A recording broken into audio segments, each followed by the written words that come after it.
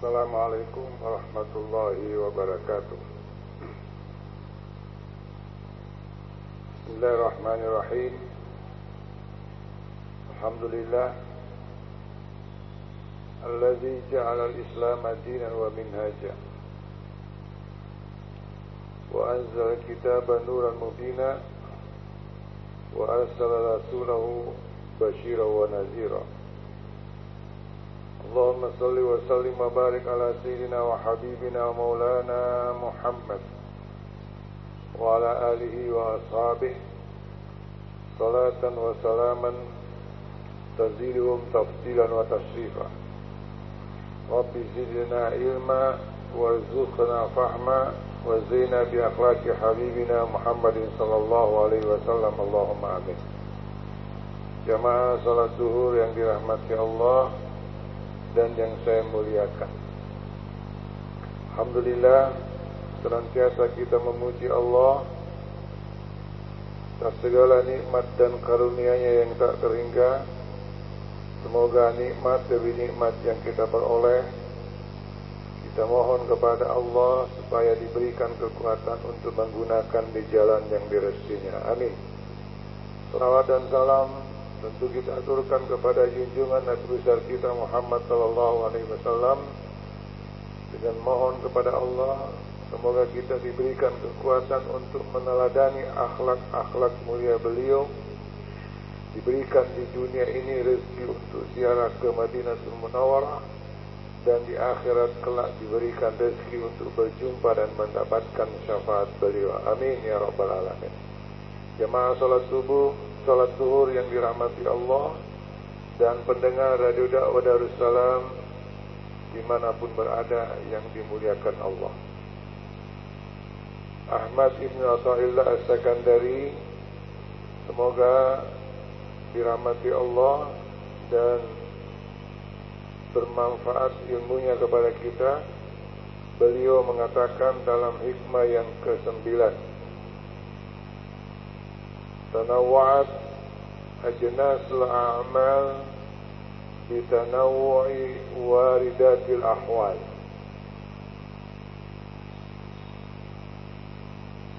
Jenis amal bermacam-macam. Ajnasul a'mal, jenis-jenis amal itu tanawwa'at, berbeda-beda antara seorang dengan seorang yang lain. Bitanawu'i waridatil ahwal, tergantung dari asupan ma'rifah hati yang beragam. Jadi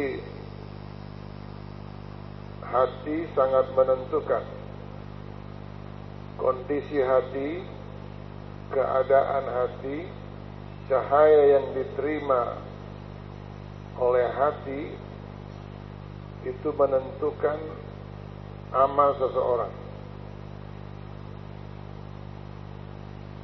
Dan kondisi hati seseorang tidak sama, berbeda-beda antara satu dengan yang lain.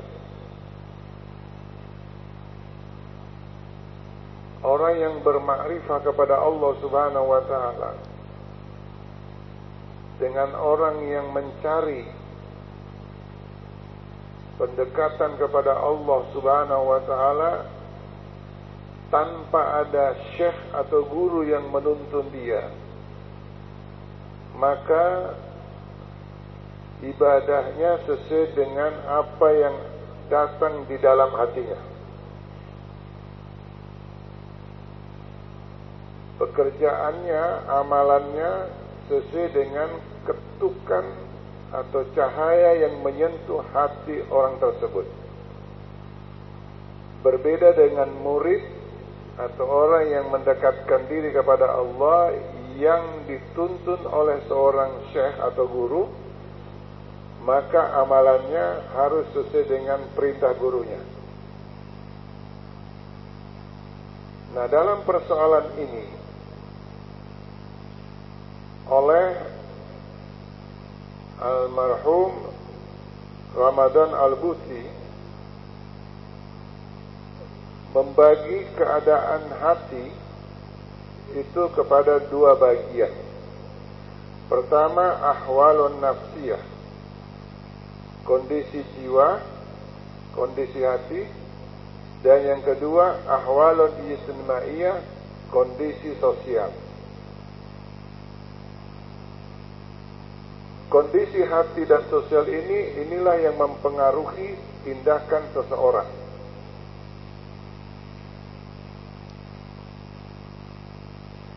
Kondisi hati, contohnya merasa malu, punya rasa al-haya, malu kepada Allah Subhanahu wa ta'ala.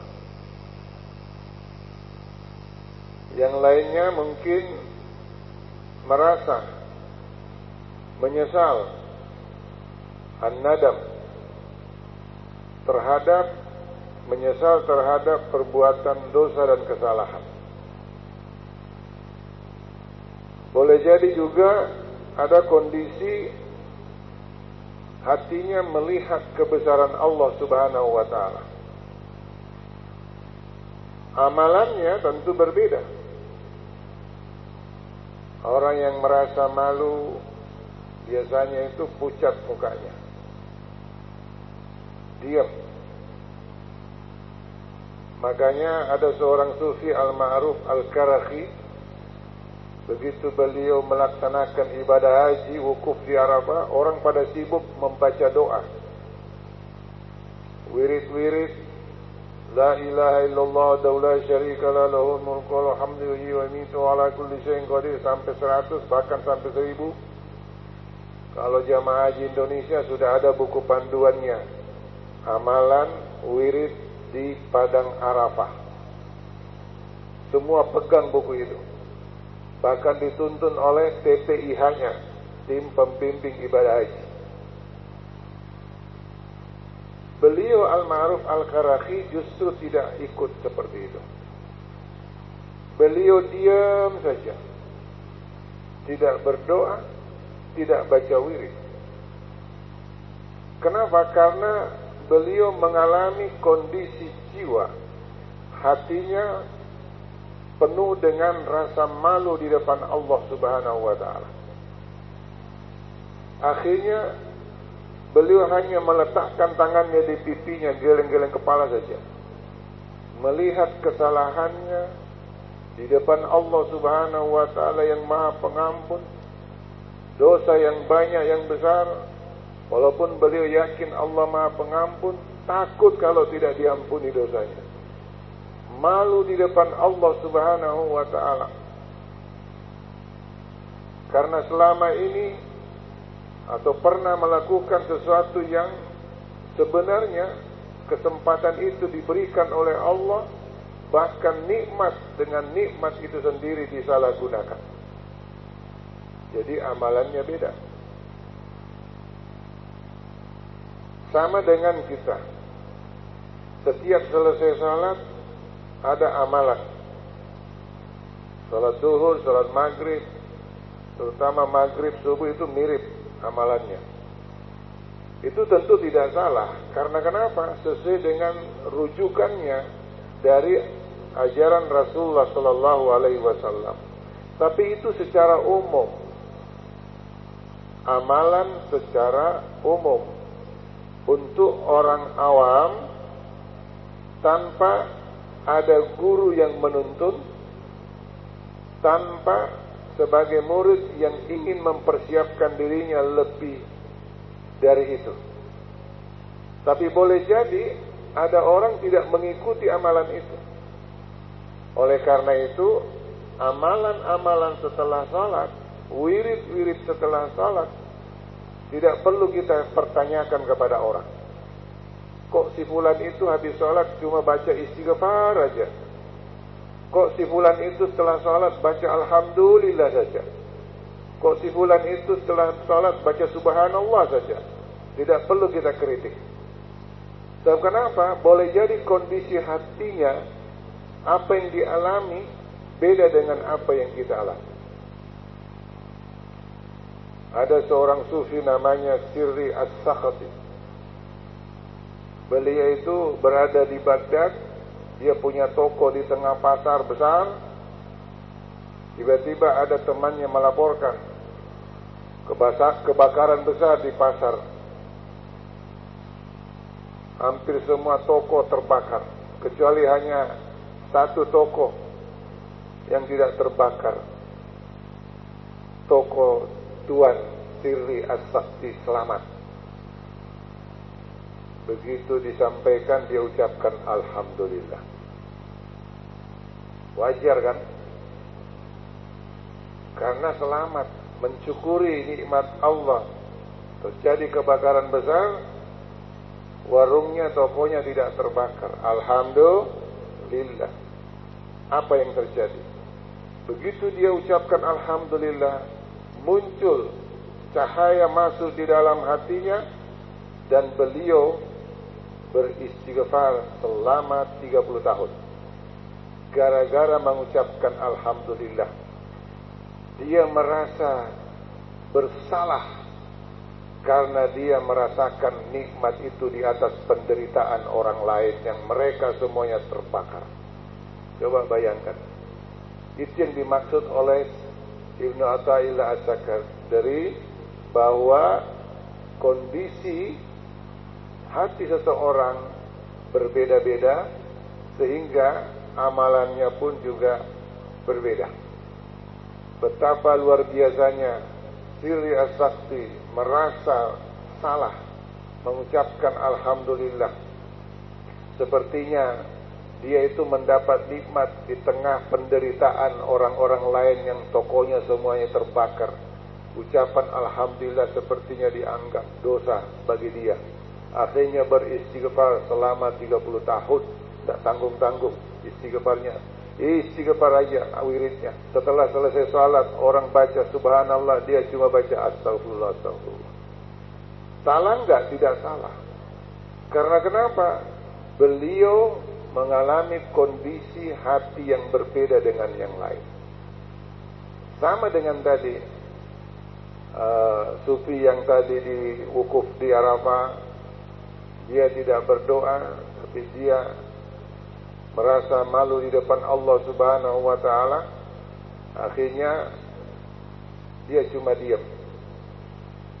Ibu bapak yang saya hormati, itu kondisi jiwa. Kondisi masyarakat, keadaan sosial juga berbeda-beda. Pekerjaan kita berbeda-beda, maka amalannya juga berbeda. Ada orang bekerja di kantor, ada orang bekerja di pertanian, di kebun, ada orang bekerja di laut, ada orang bekerja di pesawat, di kapal, berbeda-beda. Maka yang penting disepakati adalah pencerahan hati yang memberikan petunjuk pelayanan kepada orang dalam melaksanakan pekerjaan itu. Contohnya di kantor, siapa yang dilayani? Kalau di universitas, dosen tentunya anak mahasiswa itu sebagai anaknya, membagi-bagikan ilmu, menghormati dia, bukan mempersulit dia. Ada juga tidak mempersulit, bahkan melayani. Saking melayani, dia bisa bikinkan skripsi anak muridnya, mahasiswanya. Ini juga korupsi ilmu namanya. Tentu tidak demikian. Di kantor, dilayani temannya. Jangan disimpan, disembunyikan SK temannya yang mestinya harus sudah diterima, disembunyikan. Nanti keluar kalau sudah ada uangnya, uang masukan, uang bayaran. Ini termasuk perbuatan yang salah. Artinya apa? Kondisi jiwa seseorang itu adalah penuh dengan pelayanan. Dimanapun berada, ada di sini dinas pertamanan, kebersihan, maka tanggung jawabnya ketika dia melakukan penataan, pembersihan dan sebagainya, itu semua termasuk ibadah. Apapun, dimanapun tanggung jawabnya. Selama dia melaksanakan tanggung jawab itu, maka itu menjadi ibadah. Pelayanan luar biasa.